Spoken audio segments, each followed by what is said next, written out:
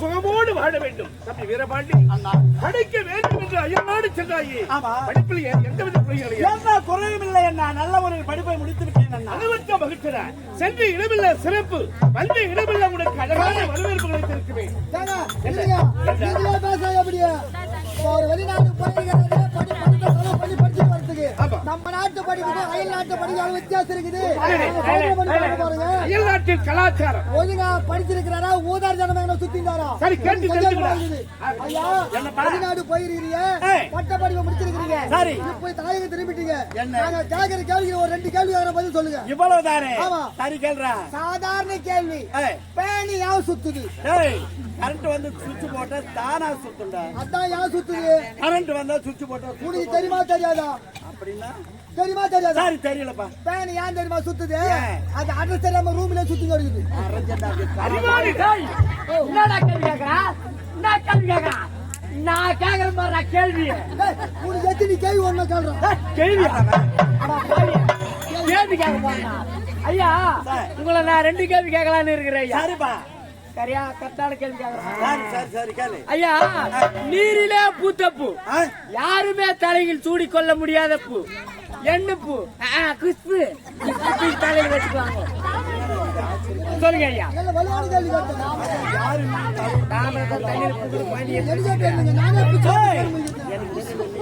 ஐயா நீரிலே பூத்த பூ யாருமே தலையில் சூடிக்கொள்ள முடியாத பூ என்ன பூ தெரியுமா? அதுதான் உப்பு. நீங்க சொன்னது எல்லாம் தப்பு.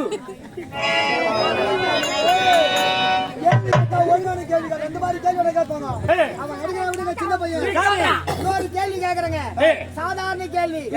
1 ஏக்கரா நிலம் இருக்குது. ஒரு பக்கம் சேடு ஓட்டிக்கிறோம், ஒரு பக்கம் நாத்து விட்டுக்கிறோம்.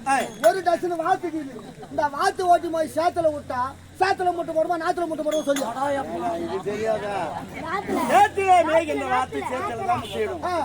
நாத்திலே மேய்கின்ற வாத்து நாத்துல தானே. அந்த வாத்து நாத்தில மூட்டை போடாது, சேத்துல மூட்டை போடாது, சோத்தல் தான் மூட்டை போடுது.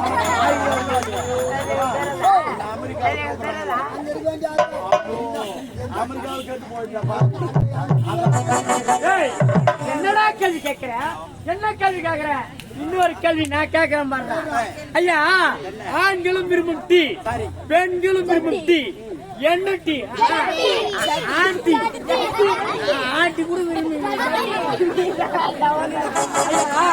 ஆண்களும் விரும்பும் டீ, பெண்களும் விரும்பும் டீ என்ன டீ தெரியுமா?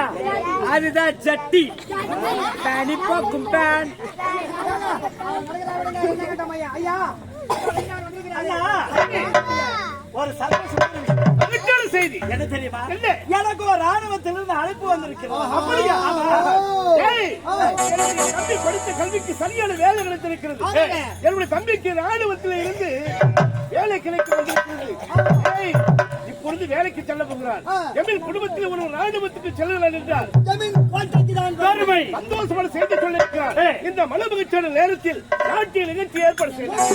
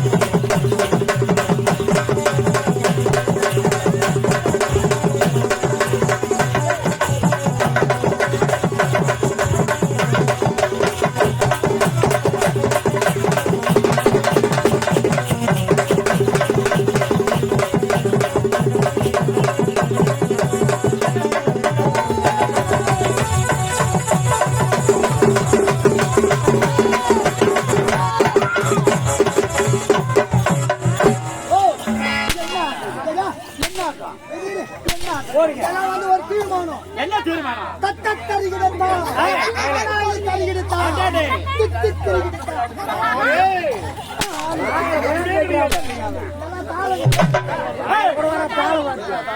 அடத்தாலும் ரூமுக்கு தாலும் கண்ட தாலும் திரும்ப தாலும் ஆதி தாலும் 32 மேல வாஜா 32 தாலும். அதாங்கப்பா.